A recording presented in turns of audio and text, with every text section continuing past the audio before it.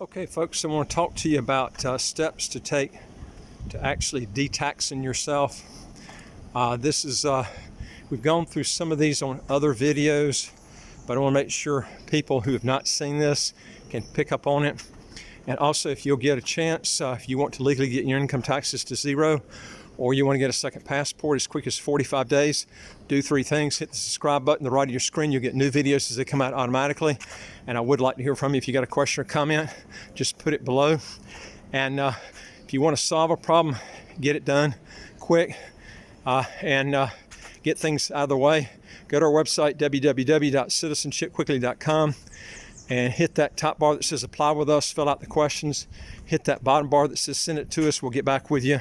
We did deal with over 100 countries for citizenship by investment, residency by investment all over the world. Okay, now let's talk about the steps to actually detax yourself. A lot of people wonder, should I just do this cold turkey and relinquish, or should I just, what do I do, move outside the U.S.? I would suggest what you do, if you don't know for sure what you want to do, I would keep your U.S. passport, get a second passport. I always like St. Kitts better because you can get it quick. It's no income tax, no capital gains tax. It has the best visa-free travel of any of the Caribbean countries on the fast track program. And then after you do that, what I would do is try and just qualify for the foreign earned income exclusion. Okay, we've got a video on that. I'm not going to just tangent off and go through that. You can look at the video on that, the foreign earned income exclusion, which basically allows you, husband and wife together, you file a joint return, you move outside around a little over 116,000. It goes up every single, it's 216,000 for husband and wife. If you file joint, it's 108,000 roughly. It's a little bit more than that. I'm just giving you just round figures. If you file yourself single, it's 108,000, just a little bit over that. Plus you get deductions too on top of that. Now, what you do is once you do that, and you go outside the country you're in, let's just say, because we have a lot of viewers that are U.S. citizens, that's not going to solve your total tax issue because you're a U.S. citizen. You're still going to have to file your taxes every year, but they're going to give you a tax credit on the first 216,000 if husband and wife file, and you're both earning income, and 108,000 roughly for yourself. And then what you can do is keep your U.S. passport, get a second passport, okay? And the reason I say get a second passport for several reasons. Number one, it allows you to do things in St. Kitts and a lot of other countries too. But St. Kitts is a very fast way to get it, 45 days, as quick as 45 days. It allows you to get in, start a business, and you can get going really fast doing it this way. Then what you do, if you get the point you're used to being outside the U.S., and you've seen how good the St. Kitts passport is to travel. And by the way, too, don't use your St. Kitts passport to go back to the U.S. That's against the law. You can't do that if you're still a U.S. citizen. So you would have to go back into the U.S. with your U.S. passport. But if you want to use the St. Kitts passport other places, outside the U.S., you can do that. And then later, if you get the point, you see, it's not that big of a deal, I can get a visa and go back to the U.S., then you get around all taxes. Then you can exclude at that point. See, this is the key right here, okay?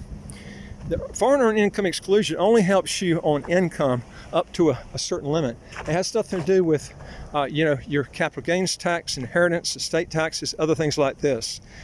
And I have a lot of people ask me about Puerto Rico. There's already a bill that's been put in right now. They're trying to make it a state.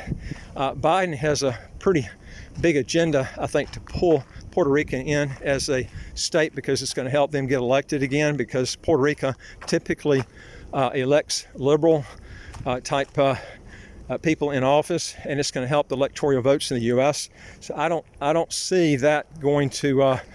I don't think that's going to continue, and I think you're going to be wasting a lot of time going down there, setting up an operation. And I've told people this before, giving advice. I think you're going to be making an international move, hiring people, doing things you're going to look back and you're going to say, damn, I shouldn't have done this. Remember, you're under the qualms of the U.S. and Puerto Rico. And Puerto Rico, they as a whole want to become a state of the U.S. So I think you're making a mistake if you're trying to solve your problems by going to Puerto Rico as far as taxes go, okay?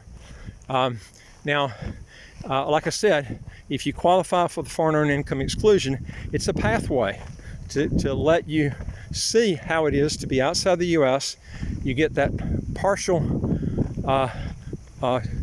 total tax. When I say partial, it only is going to help you on earned income, okay, up to $216,000, and then next year it will go up again. It goes up every year, always has.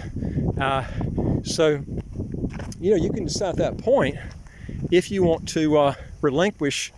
If you don't want to relinquish, just keep your U.S. passport, and then just continue to use the foreign earned income exclusion. Now, I have seen people a lot of times get their taxes to zero using the foreign earned income exclusion.